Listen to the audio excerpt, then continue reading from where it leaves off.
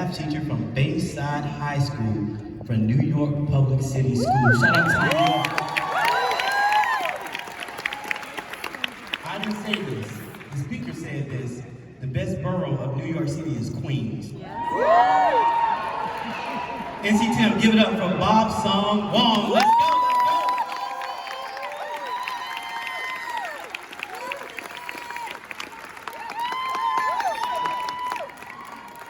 Work it, friend. Work it. Sorry, I need to.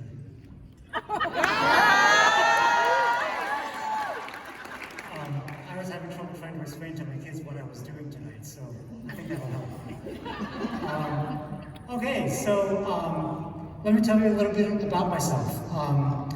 I'm a second-generation Chinese American, so my parents immigrated to this country from China. I grew up in New York City in an ethnically diverse neighborhood of Queens. My parents spoke to me primarily in Cantonese, but because I grew up in America, my first language was English. And so Cantonese was kind of a mysterious oral language to me. I did very well in school. I went to what we call a specialized high school in New York City. Did very well in math and writing. Senior year of high school, I was editor-in-chief of the Math Bulletin. I was editor-in-chief of the Literary Magazine. One of my most memorable teachers was Dr. Nash. She was my AP US History teacher.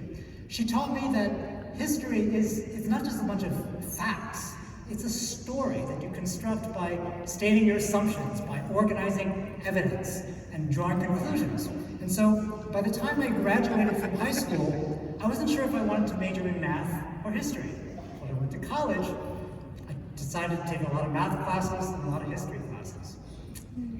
But at Princeton, the math classes were really intimidating. So the professor would go up to the board and he would just start talking and start writing on the board, and then he would slide the board up and there's another board underneath. And I would be copying and I had no idea what I was writing.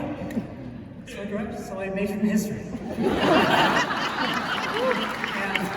I actually got a master's degree in history, and I did a lot of these unusual, interesting jobs after graduate school, but I never really felt like I fit in. Eventually, I decided to become a teacher. So when I applied to this certification program, they asked me what I wanted to teach. So I said, okay, took a lot of math classes, majored in history, I could teach math or social studies. And they gave me math. So that's how I became a math teacher. Yeah, really. Because, I was talking to my colleagues about, they were all math majors and I was a history major, and they were like, really? But one thing about my background that helped me was that I was able to see that a lot of my students struggled with math because all these symbols and all these words made math like a different language for them.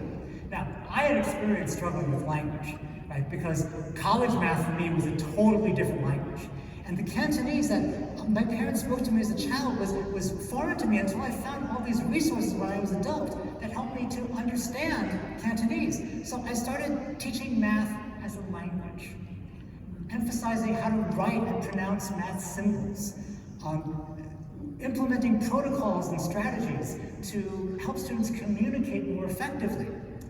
But I found that just implementing these strategies wasn't enough. It was also important to see students as individuals who should be valued for who they are. So I want to acknowledge 3 individuals who helped me understand this. He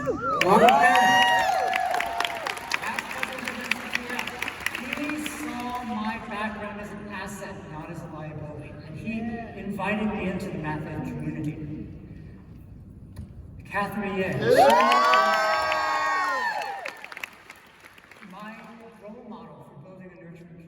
She connected me with other Asian American educators, and she made me feel welcome.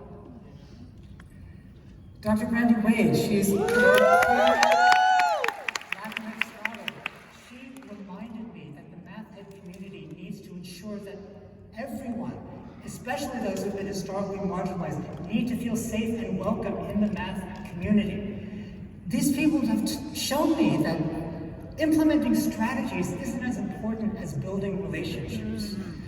Making students stand is great, but it's not as important as learning how to stand with them. And so this feeling of safety and community empowered me to take risks. I became more active in the math ed community. I even won an award for being influential in math education. And this feeling of this support, this is what the boost that I needed. Our classrooms need to be communities where all students feel safe and welcome. NCTM needs to be a community where all and as I stand here tonight in front of all of you, the question that I asked at the beginning is, where do I belong? I belong here.